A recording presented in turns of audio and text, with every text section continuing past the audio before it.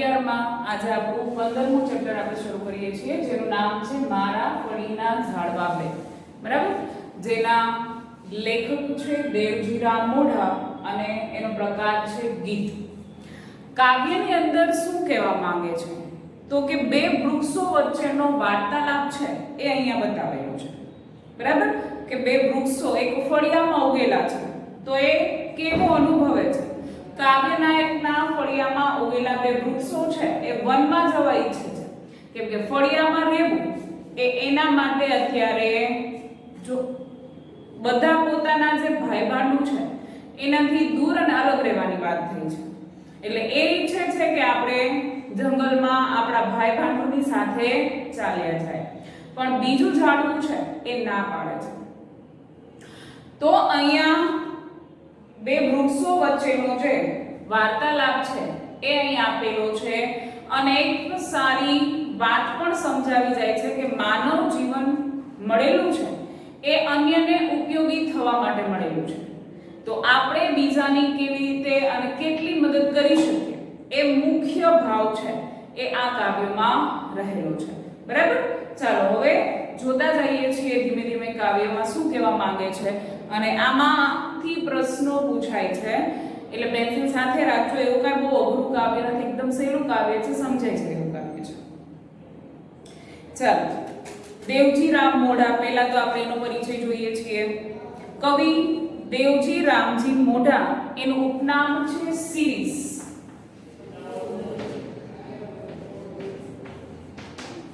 બરાબર, એનું ઉપનામ શિરીષ છે. શિરીષનો જન્મ પોરબંદરમાં થયો હતો.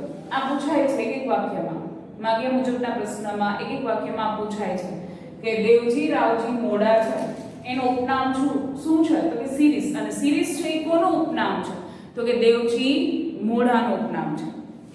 ઈસવીસન 1930માં મેટ્રિક થયા, ધોરણ 10 પાસ કર્યું. ઈસવીસન 1944માં મુંબઈ યુનિવર્સિટી સાથે સંલગ્ન બીજે સિંઘ કોલેજમાંથી MA ની ઉપાધિ પ્રાપ્ત કરી.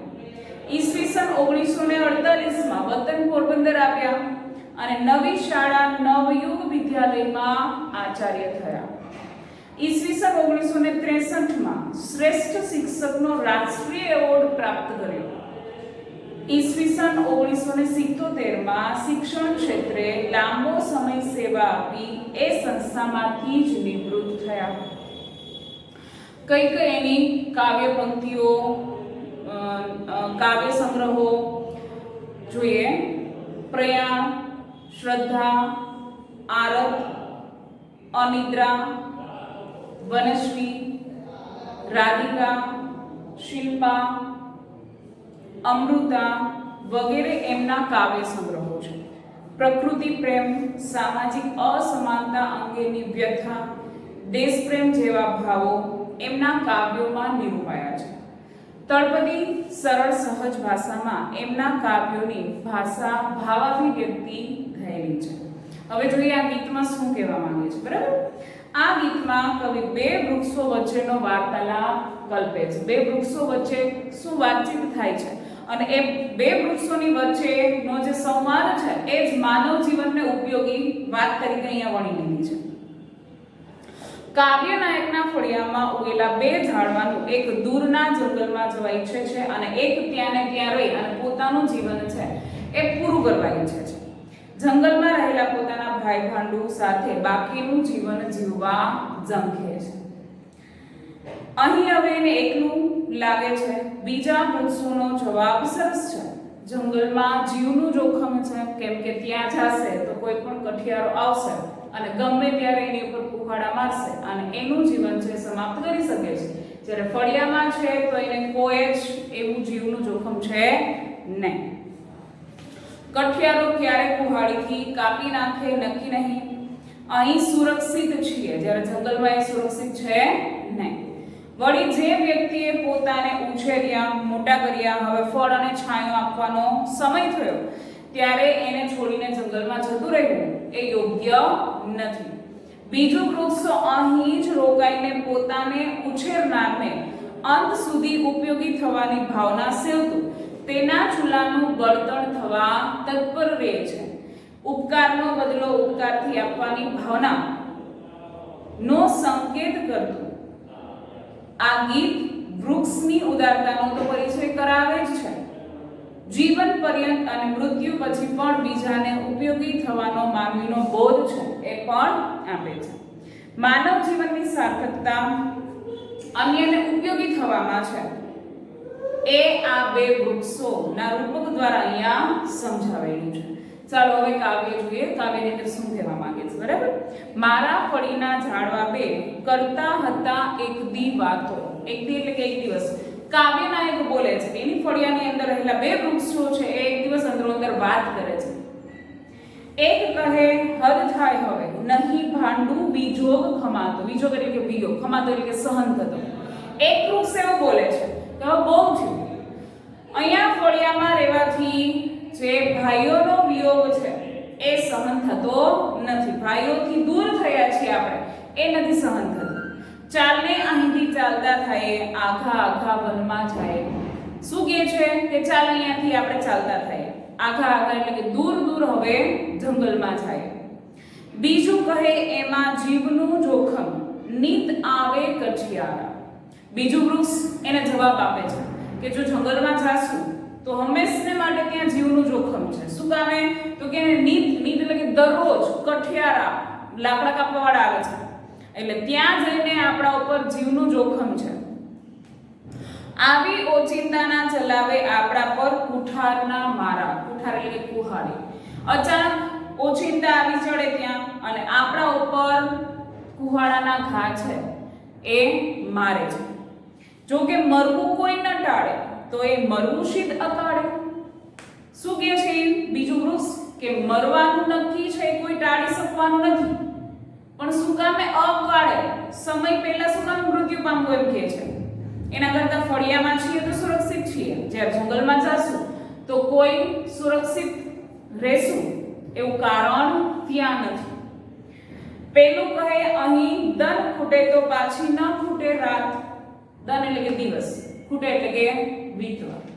અહીંયા દિવસ પૂરો થાય છે તો રાત પૂરી નથી થતી, રાત પૂરી થાય છે તો દિવસ પૂરો નથી થતો. અહીં અટુલું એકલું લાગે. અહીંયા એકલું લાગે છે કે છે ફળિયામાં.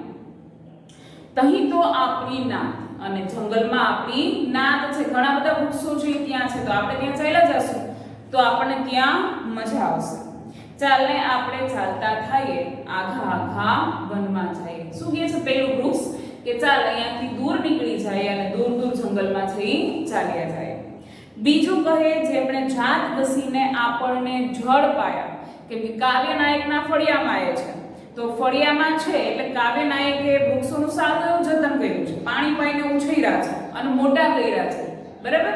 એટલે શું કહે છે બીજું વૃક્ષ કે અહીંયા ફળિયામાં આપણને આપણો જે માલિક છે એણે એની જાત ઘસી નાખી છે, આપણને પાણી પાયા છે અને આપણને ઉછેર્યા છે, મોટા કર્યા છે.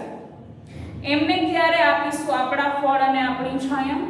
શું કહે છે કે હવે તો પાકો સમય આવ્યો છે કે આપણી જે છાયા છે, આપણા જે ફળ છે એ ફળ એને આપવાનું, બરાબર?